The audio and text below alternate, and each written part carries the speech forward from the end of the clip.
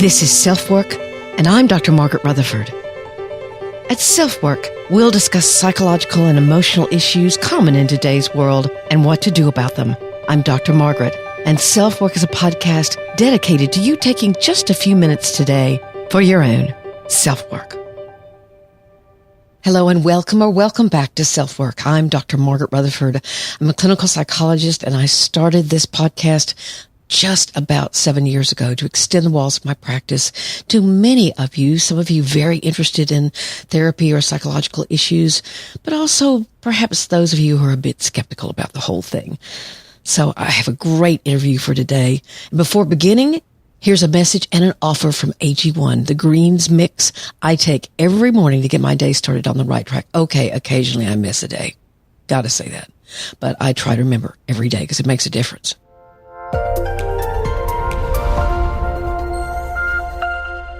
Our next partner is AG1, the daily foundational nutrition supplement that supports whole body health. I drink it literally every day. I gave AG1 a try because I wanted a single solution that supports my entire body and covers my nutritional bases every day. I wanted better gut health, a boost in energy, immune system support. I take it in the morning before starting my day, and I make sure and leave it out for my husband because he tends to forget. I love knowing that I'm starting my day so incredibly well, and I wouldn't change a thing because it's really helped me the last 2 or 3 years I've taken it. And here's a fact. Since 2010, they've improved their formula 52 times in the pursuit of making this nutrition supplement possible and the best it can be. So if you want to take ownership of your health, it starts with AG1. Try AG1 and get a free 1-year supply of vitamin D and 5 free AG1 travel packs with your first purchase. Go to drinkag1.com/selfwork, and that's a new link, drinkag1.com/selfwork. Check it out.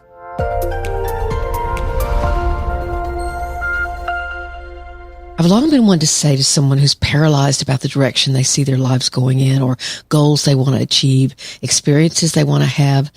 They always say, well, I've got to have this or this, but I've got to make the perfect choice. So I've got to try this or this. And my question to them is, why isn't it an and? And after they look at me kind of funny, I'll explain. Why can't you be a plumber and a painter, a mother and an ad exec? We don't have to limit ourselves. We can be ands, not this or this. And that's what our guest has accomplished. She's an internal medicine doctor, and she's a comic. A stand-up comic, by the way, who was named by Refinery29 as one of the top female stand-up comedians that you need to know. Her name is Priyanka Wali, who before COVID performed routinely all through the United States and abroad. And she's the co-host of Hypochondriactor with Sean Hayes, the guy from Will and Grace that probably a lot of you know. It's a great podcast. And I'm delighted to have her on SelfWork as a true that makes sense. Here's one more sponsor message. This one from Optimizers and Magnesium Breakthrough. I use it every night, just like I use AG1 in the morning. And that's my own and, I guess.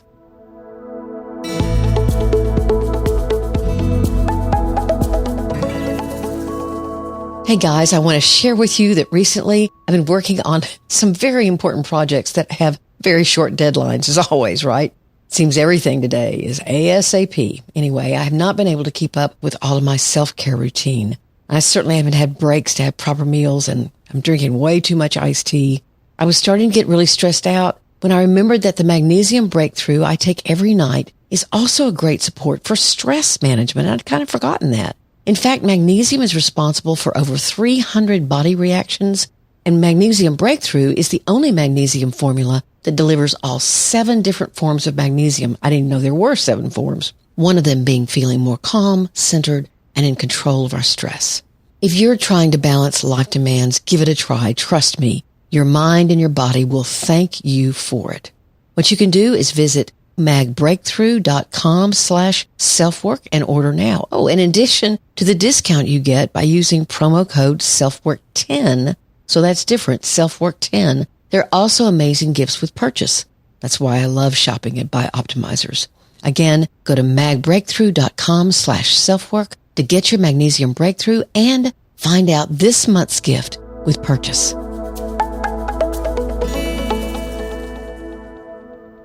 Realize you can support self-work by supporting our sponsors.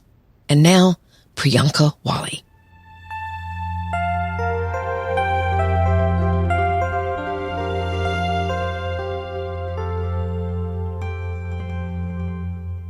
I started off my morning by listening to your comedy routine. Oh, which one? Which bit did you check out? On your website. Yeah. And I laughed. I just thought, I've known some in and out guys. Oh man. Yeah, that takes me back. I haven't, after the pandemic hit, obviously comedy changed and performing in person totally changed. And I remember going back on stage in 2021. So, we were kind of used to we were opening up a little bit. And the vibe was just really different. And so I've slowly been getting my feet. Thought about that. How was it different, Priyanka?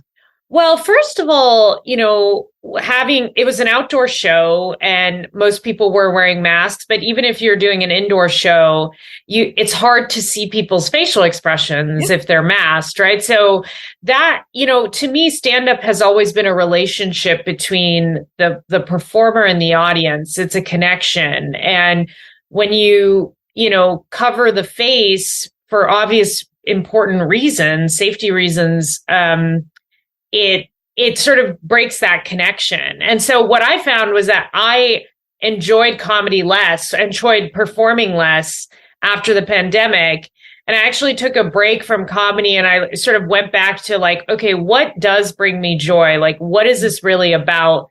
Mm-hmm. And I went to France and I actually studied clowning with Philippe Gaulier, who's a world-renowned clowning expert. Wow. And I went back to the basics of like, okay, physical comedy, like comedy with your body and not just your neck up, mind, voice.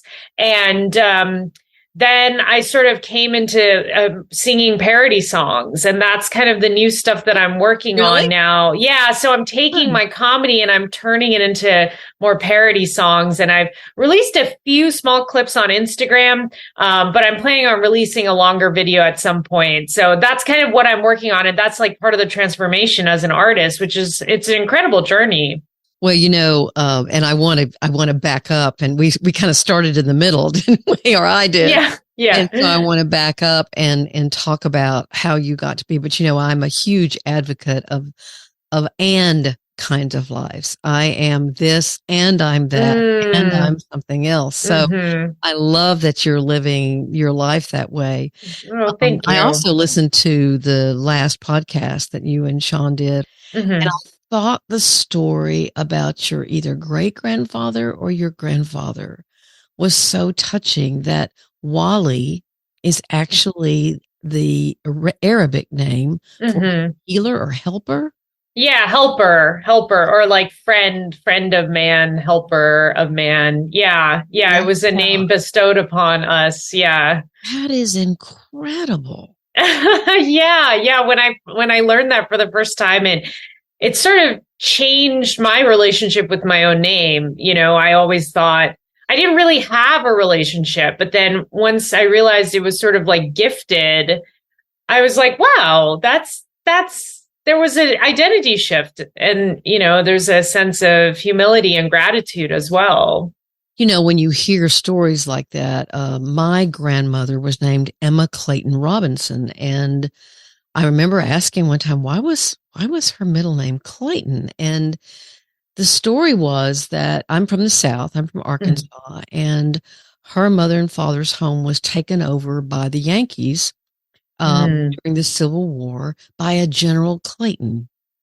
Okay. He was so kind to them that when my grandmother was born, she was named Emma Clayton Robinson. Wow. And Clayton has become one of our family names, which is just so, I don't know, it adds something to your understanding of your family and what has happened. And of course, right. It's just, I don't know, there's something about that kind of tradition or legacy that's just fascinating to me.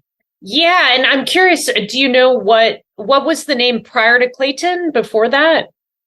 Well, no, she had not been. She was born, and then they named her Emma Clayton Robinson. Wow. Yeah. Wow. Yeah. There's so many complexities to that story because on one hand, this person was the oppressor. They came in and they took, your family home and your land, Right. and yet they were a kind oppressor, kind enough for us to name them after them. It's like there's so many nuances to that story. It's very complex. It certainly would be totally justifiable to bring up a lot of different set of feelings around that.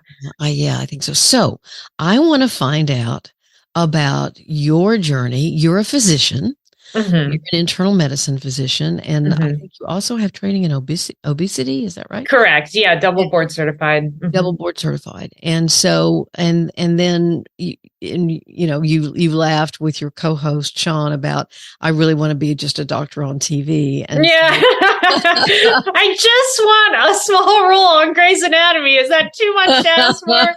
I mean, come on. So I would love to hear, there's a lot of doctors in your family and you told that story, but how did you decide to become a physician? And are you American born? Were you born in India or were you born in America? Yeah, great question. So I was born in the United States. So I'm Kashmiri Pandit. So my family originates from northern Kashmir, and that region was actually affected by genocide as recent as 1991. And so that led to a diaspora and immigration all over the world. And my family chose the United States. And so I was born in Los Angeles, but I actually spent some early formative years going back and forth between India and the United States up until I was age 3. And so, my childhood upbringing, my parents were doctors, their siblings are doctors, their kids are doctors. I mean, and the lineage goes further up the chain. So healing was really, we would not have normal dinner discussions, like the dinner table discussions were about like the cases my dad had and like, all this sort of preventive medicine stuff. And so I joke, like I sort of came out of the womb holding a stethoscope. It was something that I lived, breathed. It wasn't until I went to college that I was like, oh, people can do other things. You know what I mean? And I always had an artistic side to me. And so I always loved performing arts and creative writing. And that's always been a very big part of my sort of soul's energy. And at the same time, the science also would come to me quite easily. And so I found myself, going through the pre-med classes, and I actually was accepted into a program coming out of high school called a baccalaureate MD program. It no longer exists, but it was a program where you basically got accepted into medical school coming out of high school. Really? It was a very competitive program. They only took, I think, like 12 or 15 people all across the United States. And so I knew out of high school that I was going to go to med school. Yeah. And I can't say honestly, though, that was what I wanted. I think there was a part of me that really was, I loved creative arts. I loved performing. And I couldn't see a path if I were to pursue medicine. But I grew up in a very traditional Indian family. Like I had a tremendous amount of pressure from my parents. Like, no, you have to go to med school. Like that's going to happen. Yeah. And so, again, because the science would come to me easily, I decided to sort of give it a go and give it a chance. In hindsight, I wish I had taken some time off in between undergrad and med school because I went straight through, and I don't necessarily recommend that. I think if I had more time to sort of develop and simmer as a human being, I wasn't really a human being by the time I went to med school. I was just this concept, I was so undeveloped as a person. You followed the structure that your parents wanted you to follow and really hadn't had a whole lot of autonomy about totally. Yeah. And, it would come out in these different ways. Like when I was a med student, I joined this local improv troupe in East Los Angeles, and I would have these little pockets of things that I would do to create balance. Sure. And it's funny now because the work that I do as a physician, I am very passionate about it now, but I think it's because I've taken much more of a an identity that this is part of social justice activism in terms of like what is going on right now with the current medical paradigm and what needs to change. I feel like very compelled now to be involved with this and to be a part of this because at the end of the day, we're all connected. And I feel like I was given a set of privileges by being born into a family that, was all healthcare providers on some aspect. And I feel like it would really be a waste to squander those gifts, essentially. And so it's funny because now I really love what I do and the way I've sort of built my life. I mean, I'm definitely not working like a traditional medical doctor at like, a major hospital or anything like that. I mean, I have my own private practice and the way I think about healing, I would say it's more consistent with like a new paradigm as opposed to the older paradigm.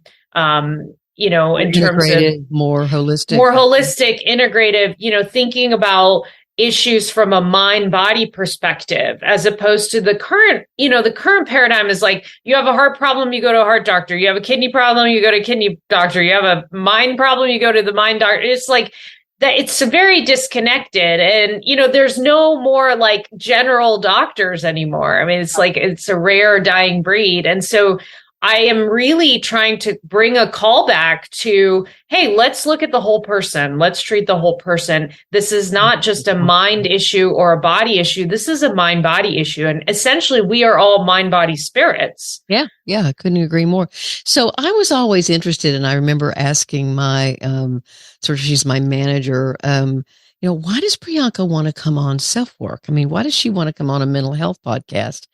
And I want to ask you that question. I was so intrigued that, and it sounds like it's very maybe tied into this. Well, one, of course, you're an example of someone who is saying, don't be governed by, what other people expect of you, but make sure that you're zoning in and really expressing the parts of yourself that bring you joy and that kind of thing, which I think is wonderful. I didn't know if you had any history with depression or anxiety or anything like that, but it also sounds like maybe it's tied in with more of this holistic view of things. Yeah, I think you're hitting the nail on the head. So yeah, I've talked about this publicly. I think there was an article in Women's Health magazine where I actually was very depressed in medical school. In fact, I didn't realize that I had the signs and symptoms of clinical depression until my psychiatry rotation in medical training, where I was interviewing people. Yeah, I was interviewing people who were severely clinically depressed. And I was walking away from these interviews with individuals and I was like, there's really no difference between me and this person that like probably needs to be hospitalized. And, it was then that I realized that, I had severe clinical depression and I needed to be on antidepressants for a period of time in medical training. And what in hindsight coming out of that, what really was going on is that I was in a very difficult situation. The medical system, the medical training system, it's actually a very oppressive system. And I didn't have the best coping skills. I didn't even know what therapy was at the time. And fortunately, that's when I learned about treatments like cognitive behavioral therapy. And I started therapy. I saw a psychiatrist and was able to get the help that I needed. And then when I graduated medical school, my depression symptoms went away and I was able to get off the meds. And I haven't had a relapse of depression to that severity since then. So it was probably very situational and that kind of thing. It was absolutely situational. Yeah. I have the fancy title of adjunct professor at University of Arkansas Medical School, Medical School of Medical Sciences, I think it's called. And I laughed and said, I don't even get a parking place with that. So yeah. And I teach a course that's, an hour and a half in one semester. So it's very little about psychotherapy to medical students who are doing a psychiatry rotation. And one of my major questions is, what do y'all think therapy is? And they just kind of stare at me. Oh, Like, yeah. what are you talking about? And oh yeah, well now we've learned that this is what you do with this person and and I said, you know what? You got to throw all that out because that's not really true. But it's fascinating how unfortunately the medical schools still don't really incorporate a whole lot of mental health knowledge and understanding to physicians. I really appreciate you naming this because it's something I talked about, I think, on one of the podcast episodes. In medicine, we are sort of taught that if you can't objectively identify the cause of someone's issues, like, for example, if you can't get lab work that can corroborate, or a CAT scan or something like that, we're literally taught, or at least back when I was in med school, I was taught that you need to conclude that this is a psychosomatic issue. And once you label someone as having a psychosomatic issue, you kind of wash your hands of it and move on. What the deficit in education right now that's happening in the system, I think physicians especially need to be taught the next step. If you're going to label someone as having a psychosomatic issue, the next training is understanding, okay, well, what is the emotion that's linking to that physical symptom? Well, the trauma or exactly. What's going on, name what's going on with the patient. I love it. I did my dissertation, on conversion disorders. So okay, sure. I was, bridging the gap between, for those listeners who don't know what conversion disorders are, they are disorders that are psychologically based, but can mimic true medical problems. And I did mine on pseudo seizures, which someone looks like they're having a seizure, but there's no actual abnormal EEG activity. So, although they can be mixed. Anyway, enough about that. But I'm always, I'm so glad that at least there's a movement toward physicians moving. There's a movement toward moving. A lot of movement. A lot of movement toward integrative or this kind of medicine, because I just think it's vital. Oh, not only is it vital, Margaret, I actually am at the point in my career where I'm sort of, if anyone's going to call themselves a physician or even a healer for that matter, and they don't have a basic understanding of this type of education, they actually have an incomplete education of how healing actually works in human beings. And so what I would love to see more of is more education for medical students, especially helping them understand how to name emotions and the effects that has on the human body. Sure. Because isn't there research? In fact, I've read some research that says the brain actually can't tell the difference between physical pain and emotional pain. That's correct. Actually, yes. When we experience emotional pain, it activates the same receptors of the brain. This is through functional MRI studies. It activates the same receptors of the brain as if we were to experience physical pain. Fascinating. Yeah. I mean, all we're naming here, again, is this is more and more evidence of how we need to move towards a mind-body model, a model in medicine. And I do believe this will be the next paradigm where we start to look at human beings as mind bodies and not just bodies with minds. Right. Biopsychosocial. Spiritual. Yeah.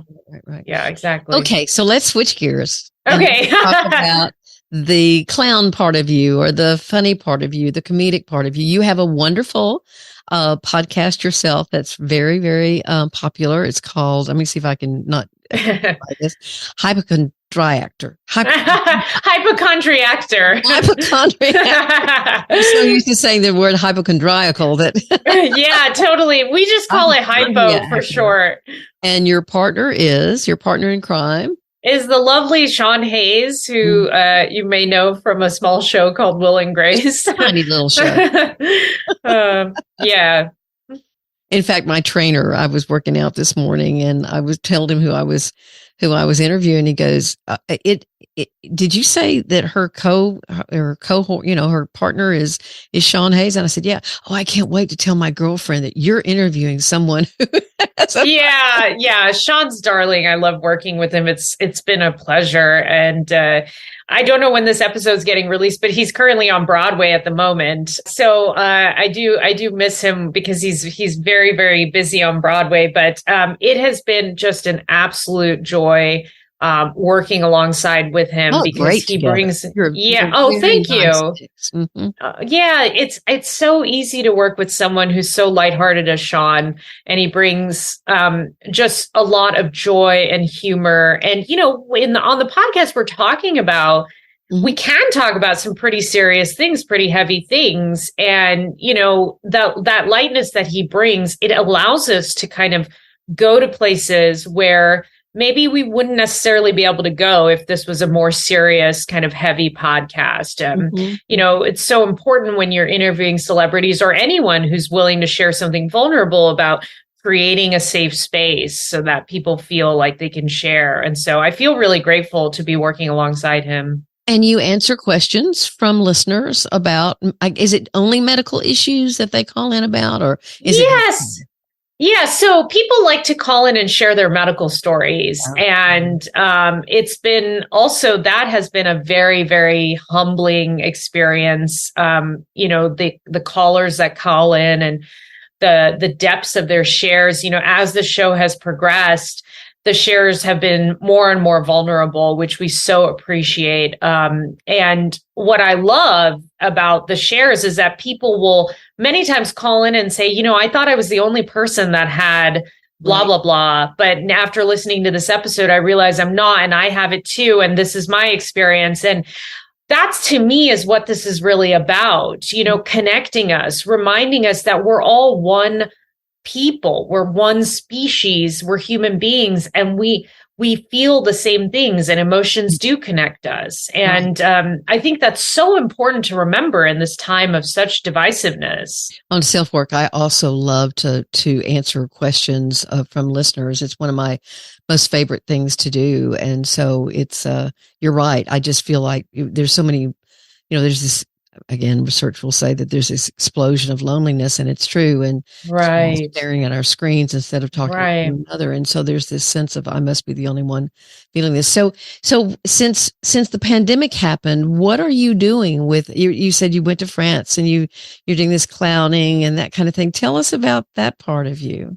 Yeah. So, I think in order for me to stay balanced, it is very important that I engage in some kind of play. Yeah. And it can be formal play, like going to study clowning with a renowned clowning expert. But on a day-to-day, like every day, I can't fly to France to study clowning. I do spend a significant part of my day, like I dance every day. I try and do some kind of movement, especially before I start to see individuals in my private practice. I may put on a song and just move my body, and I get really funky and really weird, and I'll growl. I love growling, and I love putting my yoga mat out and just like rolling on the floor and just like moving and arching my back and acting like a total fool. I mean, just like completely, just an animal. But to me, it's important for me to do that every day.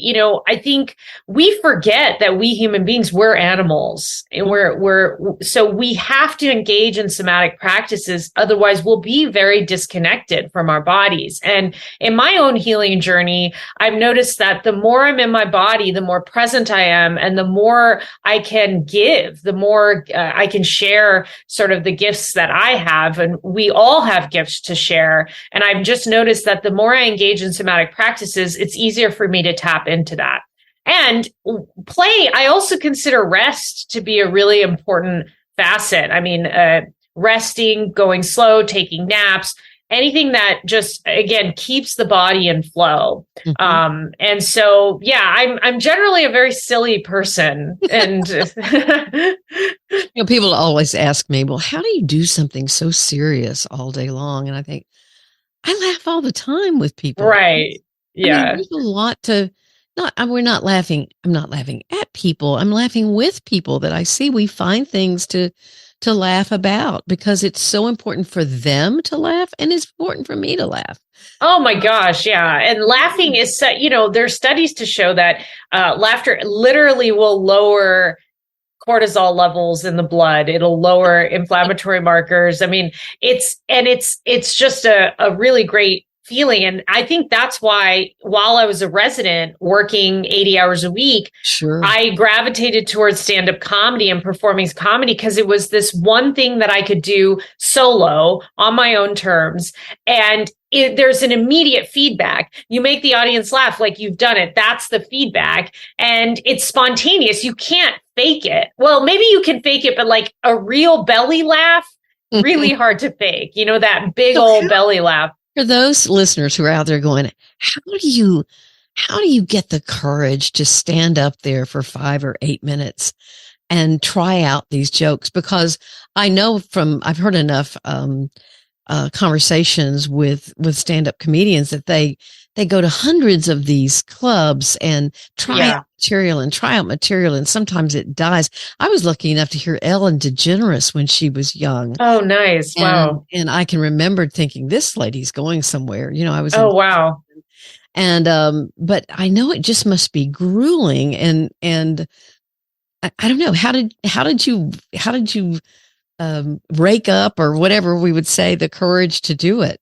Yeah. So, I was a resident, and I had just broken up with a long-term relationship. So I was really going through a process where I was really just trying to figure out, who am I coming out of this very long relationship. And I sort of took some time, and I was like, what is it that I really need? What is it that I really want? And I searched it, and then the answer was like, I want laughter, and I want to make people laugh. And, to be completely honest, stand-up was a morbid fear of mine. It was something that I could have never imagined myself doing, but I sort of willed it within myself. I was like, you know what? It's just going to be a one-time thing. It was supposed to be like a bucket list thing. Like, I'm going to do stand-up once, and then that's it. And I'm writing it off. But what happened is I was in San Francisco training, and I Google searched good place to try stand-up comedy for the first time in San Francisco. And the first hit that came up on Google was a laundromat / cafe / open mic place where people, they have an open mic, and people are like folding their laundry while you're like telling jokes.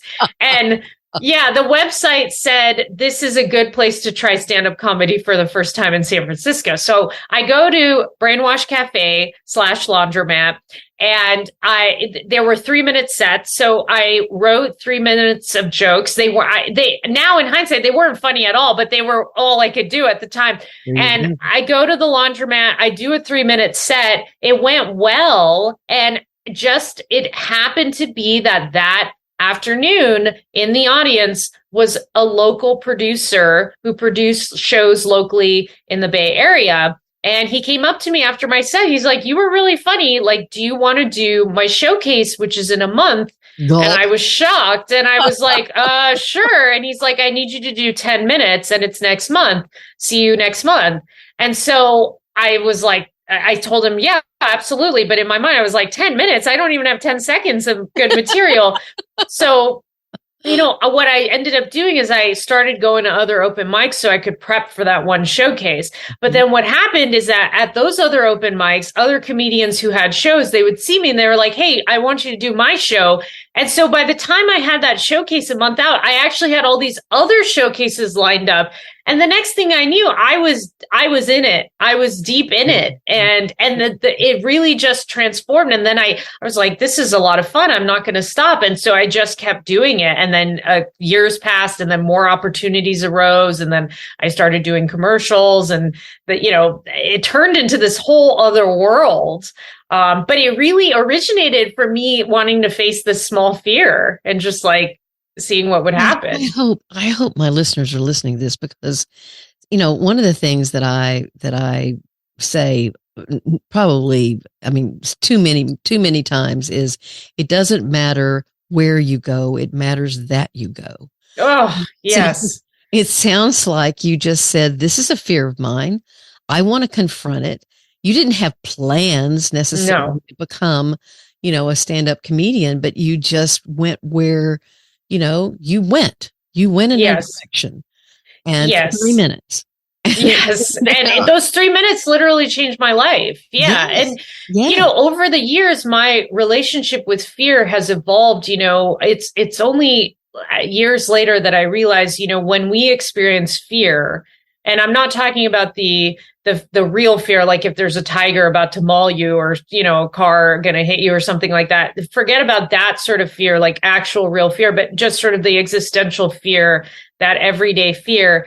To me now, when I experience that in relation to a specific situation, I actually view that as a sign that I'm getting close to some area of transformation. Yeah. Fear is a sign that you probably are doing something right. It's a flare from your unconscious mind going, pay attention, pay attention. Pay attention. Yeah. And so now when I experience fear, my relationship with it is such that I'm like, oh, it seems like this might be an opportunity for transformation. I just love your story. Thank you. And what's the next and? So there's a couple of things in the pipeline. I mean, I just want to name to piggyback off of what you're saying. Again, when I first started doing stand-up, I never thought it would pivot to doing more social justice activism about better treatment for physicians. I never thought it would lead to educating the general public about complex medical issues in the form of a podcast that mixes comedy and medicine. Stand-up really is kind of the trunk of the tree, but the branches led to other things. Sure. And for that, I'm very grateful. And so at this point, the podcast is taking up quite a bit of time, and we do have it does. It's a lot of work. And like I said earlier, I am working on a show with parody songs and singing. So I love that you sing, because singing has also been, it's another way of performing that really uses your whole body. And so I'm working on that as well. And then a couple of other projects that I can't really talk about yet, but I'm excited to release soon. Oh, that's nice. Well, again, we'll have the link to your podcast, but say it because I'll probably crucify it again. So It's Hypochondriactor. Episodes are released every Wednesday on all of the channels, Spotify, iTunes, Audible, you name it. Yeah. Okay. Yeah. And anyway, any other ways people can reach out to you? Yeah, sure. I'm available on social media, Instagram. You can find me at Wali Priyanka. That's WALI Priyanka, PRIYANKA. Okay. Well, I like I said, I was up about 5:30 this morning, and I started, and you made me laugh, and you made me laugh hard. Oh, good. That was really a fun way to start my morning, and I have loved our conversation. Likewise. If you ever want to have a mental health professional on, just keep me in mind. Yeah, I'd love to stay in touch. Well, it's lovely to meet you. Likewise. Bye.